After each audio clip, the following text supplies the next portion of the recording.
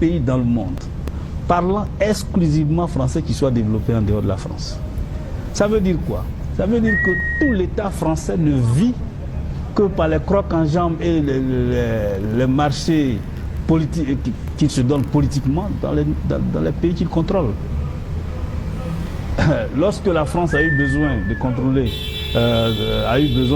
le pétrole, la France a fait en sorte d'utiliser Ojukwu pour attaquer son propre pays, le Nigeria, pour vouloir faire pour que le Biafra gère toute une bonne partie des réserves pétrolières du Nigeria.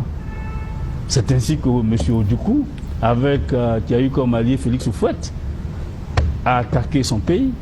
Et même un de ces jours, le port Harcourt, qui est un des ports les plus importants, était tombé aux mains des assaillants, conduits par Ojukwu. Il a fallu à l'époque Scorpion Noir, le prince a découlé, pour qu'au bout de 6 jours, ils reprennent Port Harcourt, le contrôle de Port Harcourt. Donc les Français sont les mêmes. Ils ne changent pas de méthode. C'est pourquoi... Écoutez cette vidéo, chers camarades. Écoutez et partagez surtout au maximum. Maintenant qu'on a compris le cheminement, quel est le problème essentiel qui fait que nous sommes en crise? C'est le traitement de la question nationale. Pourquoi? Voyez-vous, à partir de 1960, l'impression des gens qui sont dans la République, mais je rappelle aux Ivoiriens que durant au moins 20 ans, la Côte d'Ivoire était dirigée de façon spéciale. Dans chaque ministère, il y avait un blanc qui était le vrai ministre et des Africains qu'on nommait ministres à l'issue des décrets et qui, eux, géraient les affaires domestiques. Je donne quelques exemples. L'éducation nationale, c'est efficace. Ministre de l'Éducation nationale. À la recherche scientifique, Anne-Marie Desjoli du Cabanon et Michel. À la fonction publique, Grégoire, pour ceux qui ont eu affaire à Grégoire, il est resté jusqu'aux années 80, depuis 1958 à 80. C'est comme ça que la Côte d'Ivoire a fonctionné. Ça dit qu'il y avait donc des conseils techniques qui étaient les vrais ministres. Et puis donc, des ministres qui expliquaient les affaires. On a fonctionné comme ça. Et le centre de décision, c'était Paris. C'est-à-dire que vous avez un président de la République dont le directeur du cabinet est français. Son chef de français, tous ses conseillers techniques sont français, sa secrétaire parlementaire française, chaque conseil des ministres, en face l'homme toujours à Paris, qui donne son avis sur ce qui doit être dit et sur les questions qui doivent être débattues. Et ça ne suffit pas. La Côte d'Ivoire a un rôle particulier qui est assigné, à savoir que au moment où nous allons vers les indépendances, on se dit, bon, pour tout le monde, il faut régler la question de la nationalité. La Côte d'Ivoire se dit, comme dans les autres pays, il faut donner la possibilité à ceux qui vivaient là, qui étaient fonctionnés dans le cadre de l'AOF, de choisir s'ils veulent être ivoiriens. Ça a été fait, au terme donc de notre code national de 1961. La possibilité à ceux qui étaient dans le pays qui veulent devenir ivoiriens. Pourquoi ils n'ont pas fait? Mais simplement parce que dans ce pays, que vous soyez ivoirien ou non, vous aviez exactement les mêmes droits, y compris le droit de vote. Je dis y compris le droit de vote, alors que théoriquement, cela était réservé aux Ivoiriens. Ce n'est pas par hasard si en 1964, au moment où on adopte le code de la fonction publique, parmi les pièces à fournir pour devenir fonctionnaire, alors qu'on affirme que pour être fonctionnaire, il faut être ivoirien, on nommait l'indiqué qu'il faut fournir un certificat de nationalité. Monsieur le ministre Gabriel, quel était donc le dessein de la France pour la Côte d'Ivoire? J'arrive. Et donc, c'est ce qui explique que dans notre fonction publique et même dans notre armée, à des postes élevés autour de la responsabilité, Touré Sidi a été bien, il a fait l'ENA, c'est partout, il a été directeur de la caisse de péréquation avant d'être directeur de cabinet du Premier ministre et se retrouver Premier ministre dans son pays, la Guinée. Je rappelle que quand M. Alassane Ouattara a été Premier ministre ici, son directeur de cabinet c'était Touré Sidia et son conseil technique principal c'était Koupaki. Quelques années plus tard, Koupaki est devenu ministre des Finances dans son pays, le Togo. Et Touré-Sidi est devenu premier ministre dans son pays, la Guinée. Pendant même que M. Ouattara lui-même est le seul individu que je connais qui a travaillé dans la même institution à deux moments différents pour représenter deux États différents. Ça, vous le savez. Il a été vice-gouverneur, puis gouverneur, dans la même institution, la BSTAO, aux côtés de Burkina Faso, de la Haute-Volta, puis de la Côte d'Ivoire. Donc, la Côte d'Ivoire a été gérée de façon particulière. La question de la nationalité a été traitée de façon particulière.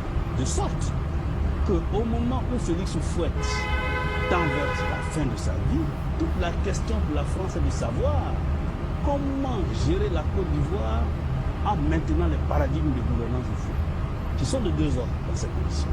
Premier paradigme, la France peut faire ce qu'elle veut en Côte d'Ivoire. Deuxième paradigme, la Côte d'Ivoire n'appartient à personne. Ce n'est pas par hasard si, lorsque vous parcourez le monde entier, dans tous les aéroports, il n'y a qu'à Abidjan ou à l'aéroport d'Abidjan, on ne fait pas de distinction entre les passeports. Tout le monde fait le même rang. Ce n'est pas un hasard.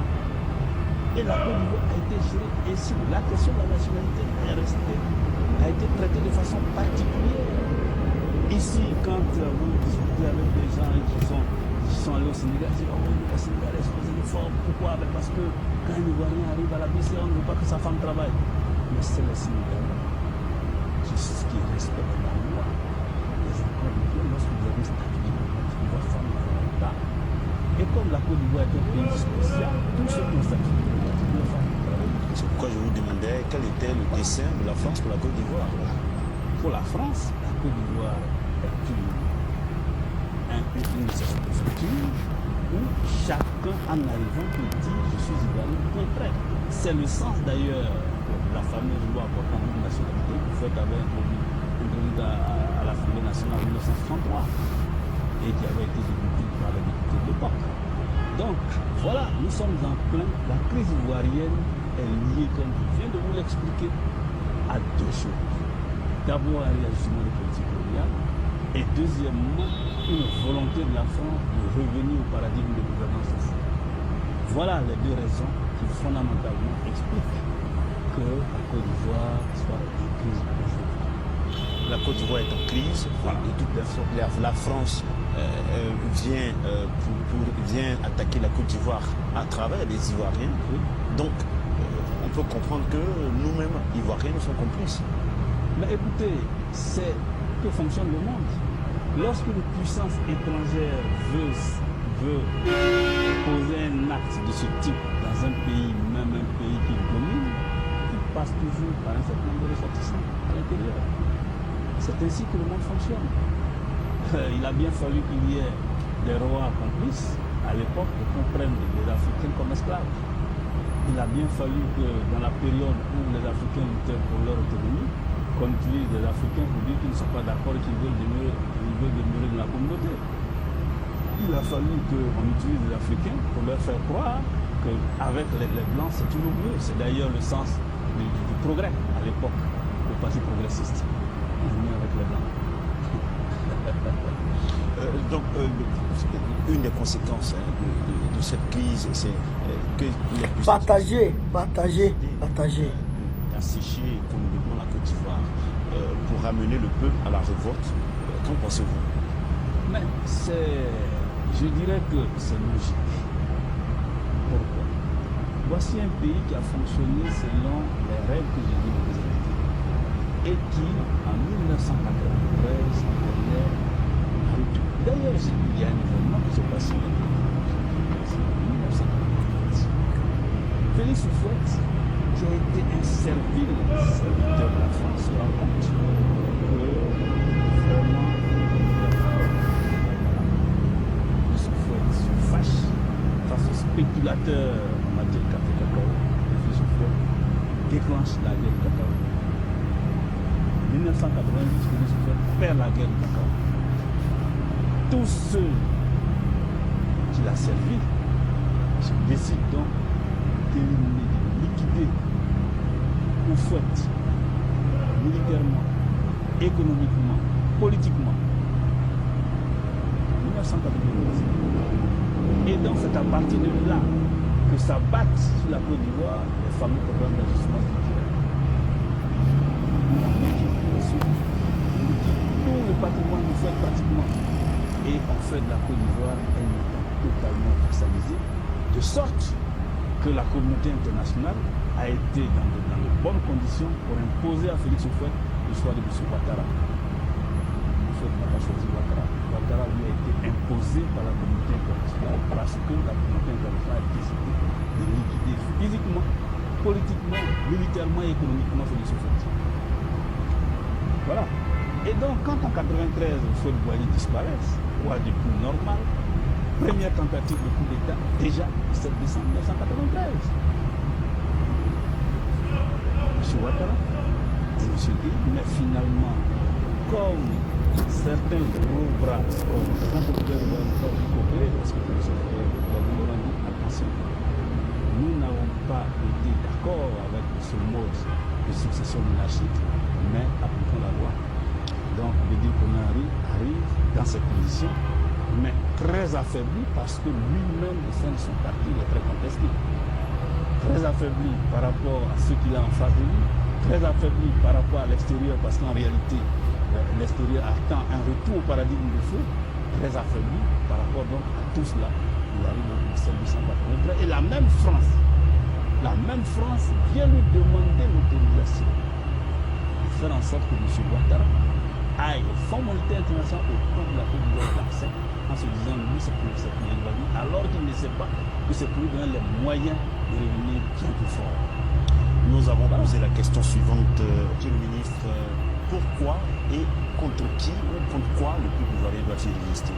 Alors que maintenant que tout le monde se comprend pourquoi il y a eu la crise, dans quelles conditions il y a eu la crise, il est facile maintenant de discuter vraiment la question de la résistance.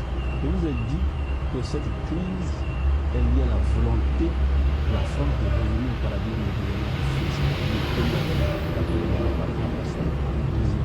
La France, pays force et combat. Voilà.